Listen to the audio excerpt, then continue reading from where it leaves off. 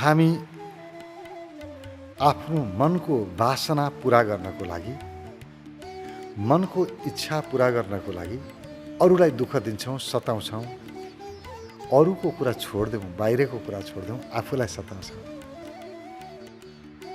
हामी आफ्नै शरीरको हत्या गरिरहेका छौँ, आफ्नै शरीरलाई सताइरहेका छौँ। के को लागि?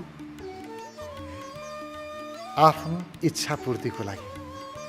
जबकि इच्छा कहिल्यै पूरा गरेर पूरा हुँदैन। यो तपाईँ हामीले अहिलेसम्म भोगिसक्यौँ। कहिल्यै पनि इच्छा पूरा गरेर पुग्यो, महा मेरो इच्छा पुग्यो, अब पुग्यो है, मलाई केही पनि चाहिँदैन, वाह भयो, यस्ता दिन त कहिल्यै आएनन्। एउटा इच्छा पूरा गर्न पाएको छैन, अनगिन्ती अरू इच्छा जन्मिन्छन्। कहिल्यै पनि पूरा नहुने विषयलाई पूरा गर्नको लागि हामीले आफूसँग भएको विषयलाई दुःख दिइरहेका छौँ, नोक्सान पुर्याइरहेका छौँ। हामी आफ्नो मनोकामना पूरा गर्नको लागि शरीरलाई यति सताउँछौँ, अरू कुरै छोडिदिनुहोस्, इच्छा पूर्तिको लागि। जबकि थाहा छ इच्छा पूर्ति कहिल्यै हुँदैन, त्यही नहुने इच्छा पूर्तिको लागि शरीरलाई सताउँछ। न खाने ठेगान छ, न सुत्ने ठेगान छ, न खाने कुराको ठेगान छ। के खाँदाखेरि मेरो शरीरलाई फाइदा हुन्छ, नोक्सान हुन्छ, मलाई मतलब छैन। मलाई यो खाना इच्छा छ, मलाई यो खाना मन लागेको छ, मन लाग्यो बस पुग्यो। जतिसुकै नोक्सान होस् शरीरलाई, मेरो इच्छा, यो इच्छाले त डामाडोल बनाएर छोड्यो। मलाई आज पिरो खान मन छ, अमिलो, एकदम पिरो अमिलो धेरै हालेर गजब पिरो खान मन छ। मन त पिरो खान छ, तर त्यो पिरोले शरीरलाई कति नोक्सान गर्छ याद गरेका छ। पेटलाई कति नोक्सान गर्छ याद गरेका छ। तपाईँको इच्छा पूर्तिको लागि तपाईँको शरीरलाई कति नोक्सान भयो याद छ। हामी धेरै ठुलो गल्ती गरिरहेका छौँ। आफ्नो इच्छा पूर्तिको लागि आफ्नै शरीरलाई सताउँछौँ, आफ्नो इच्छा पूर्तिको लागि शरीरलाई मात्र नभएर परिवारलाई सताउँछौँ, इष्टमित्रलाई सताउँछौँ, छरछिमेकीलाई सताउँछौँ, साथीभाइ सहकर्मीलाई सताउँछौँ। हामीले हाम्रो इच्छा पूर्ति गर्नको लागि नसताएको त कुनै व्यक्ति छैन। सम्पर्कमा आउने है हर एकलाई सताइरहेका हुन्छ। जो पनि सम्पर्कमा आयो त्यसैको दोहन सुरु भयो इच्छा पूर्तिको लागि। आज कुनै पनि व्यक्तिलाई सङ्कट आएको छ, धेरै ठुलो दुःखको सामना गर्नु परेको छ भने एउटै मात्रै कारण हो, व्यक्ति इच्छा पूर्तिको पछाडि लाग्यो। इच्छा पूर्ति गर्न लागेपछि त विभिन्न प्रकारका सङ्कटहरू आउँछ। अब के गर्ने? दुईटा कुरा हुन्छ। हेर्नुहोस्, कर्म त गर्नुपर्छ, काम नगरी हुँदैन, फेरि इच्छा नभइकन कामै हुँदैन, अब विकास अवरुद्ध हुन्छ भन्ने पनि हामीलाई लाग्न सक्छ। सही कुरा हो, इच्छा पूर्ति गर्नुपर्छ। तर इच्छा दुई प्रकारका हुन्छन्। एउटा आफूले आर्जन गर्ने, आफ्नो स्वार्थ पुरा गर्ने इच्छा। जस्तो भनौँ न, मलाई खानु पर्यो, आहा यस्तो खाना मन लाग्यो, मलाई त्यो खानै पर्यो, चाहे जतिसुकै नोक्सान होस्। एउटा आफूले खाने इच्छा हो। अर्को एउटा इच्छा हुन्छ अरूलाई खुवाउने इच्छा, अरूलाई दिने इच्छा हुन्छ, अरूको इच्छा पूर्ति गर्न लागेको हुन्छ। इच्छा पूर्ति गरेर वास्तवमा अरूको इच्छा पनि पूर्ति गर्न लाग्नु भनेको उसलाई पनि बिगार्नु हो। फेरि त्यसकारण के को लागि गर्नु त भन्दा आवश्यकतालाई हेर्ने, इच्छा नहेर्ने, आवश्यकता हेर्ने। किनभने इच्छा पूर्ति हुँदैन, आवश्यकता चाहिँ केही समयको लागि पूर्ति हुन्छ।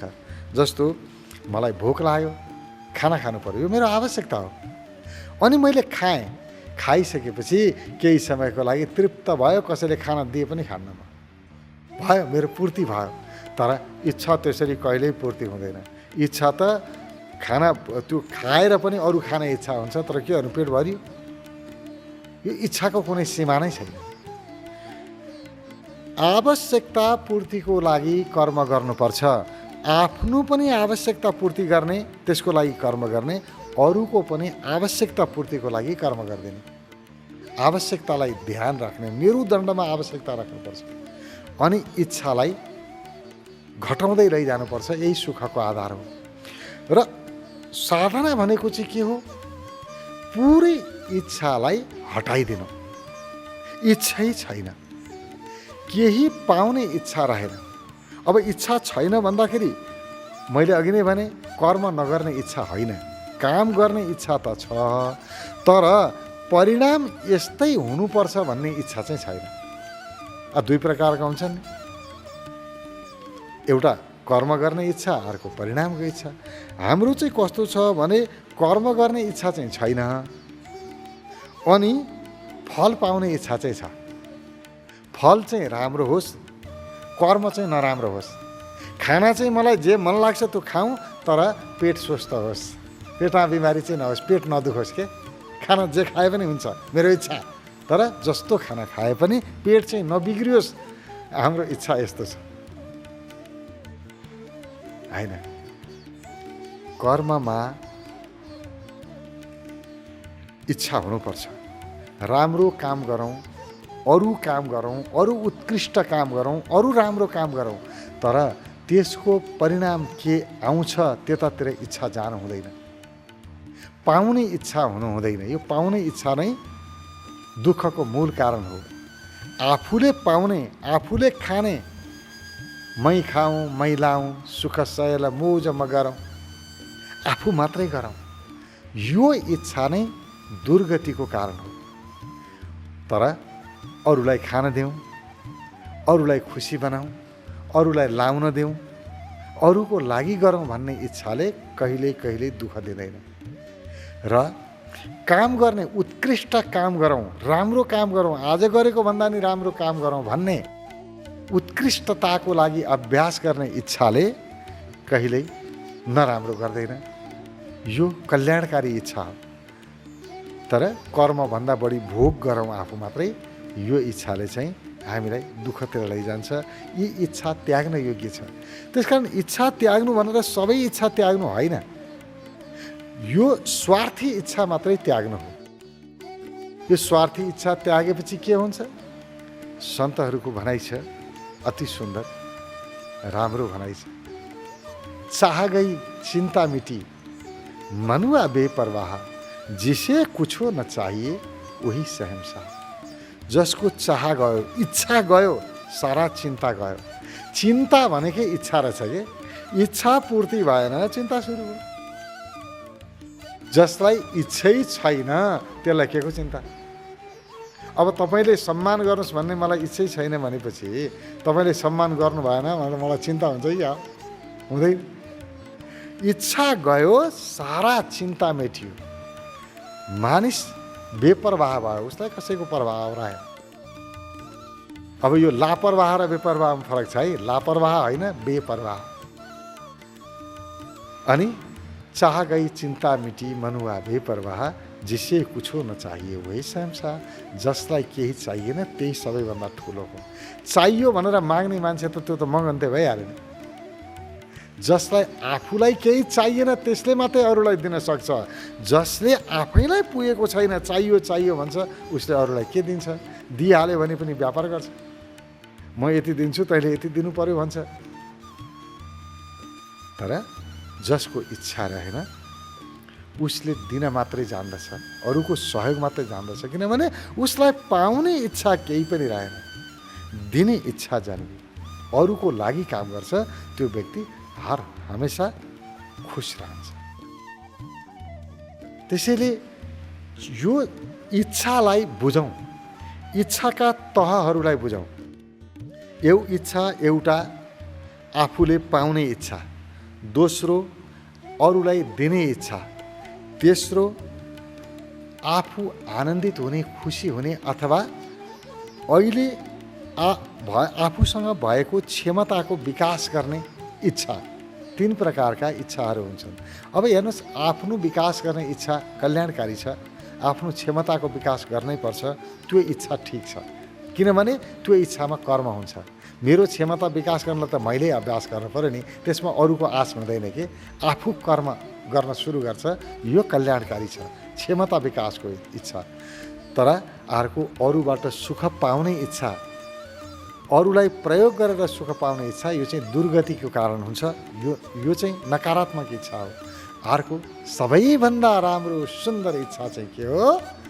अरूलाई सुख दिने इच्छा। त्यस कारण इच्छा मात्रै भनेर हुँदैन, त्याग्न योग्य इच्छा चाहिँ यो स्वार्थी इच्छा हो। जबसम्म यो स्वार्थी इच्छालाई हामी त्याग्दैनौँ तबसम्म हाम्रो जीवनमा खुसी जन्मदैन। र यो इच्छालाई त्याग्नको लागि एउटै काम गरौँ, यो इच्छाको पछाडि नलागौँ, आवश्यकताको पछाडि लागौँ, आवश्यकता पूर्ति गर्न लागौँ। मेरो पनि आवश्यकता पूर्ति होस्, अरू व्यक्तिको पनि आवश्यकता पूर्ति होस्। यो इच्छा कहिल्यै पुरा गर्न सकिँदो रहेछ। त्यसकारण आवश्यकता पूर्तितिर लागौँ भनेर आफ्नो मनलाई मोड्ने, यसको लागि अभ्यास गर्ने। आज पनि इच्छाको पछाडि लागिन, भोलि पनि इच्छाको पछाडि लागिन। मैले फेरि भने है, इच्छालाई बुझौँ। इच्छा भनेर तपाईँ हामीले बुझेको इच्छा भनेको केही पाउने इच्छा। तर अरू दुई प्रकारका इच्छा हुन्छन्, त्यसलाई चाहिँ बढावा दिने, राम्रो गर्ने। एउटा आफ्नो क्षमता बढाउने इच्छा, निरन्तर त्यसमा लाग्ने। जस्तो क्षमता बढाउने इच्छामा पढ्ने लेख्ने इच्छा भयो, गर्नुपर्छ, क्षमता वृद्धि गर्छ यसले। शरीर स्वस्थ बनाउने इच्छा भयो, यसमा गर्नुपर्छ। यी आफ्नो क्षमता बढाउने, बुद्धि विकास, भावनाको विकास, यी सब गर्नुपर्छ। अर्को चाहिँ अन्तिम इच्छा चाहिँ अरूको हितमा काम गर्ने इच्छा, अरूको कल्याणको लागि काम गर्ने इच्छा, यो उत्तम इच्छा। त्यस कारण यी दुईवटा इच्छाको मैले कुरा गरिनँ। आफ्नो स्वार्थ पूर्ति गर्ने चाहिँ प्रकारका स्वार्थी इच्छा चाहिँ त्याग्न योग्य छन्। र त्यो इच्छा त्याग्नको लागि इच्छालाई छोडिदिने, आवश्यकतालाई समाउने, इच्छाको लागि काम नगर्ने, आवश्यकताको लागि काम गर्ने। मलाई अहिले कस्तो खान आवश्यक छ त्यो आवश्यकता हेर्ने, के खाने इच्छा छ त्यो नहेर्ने।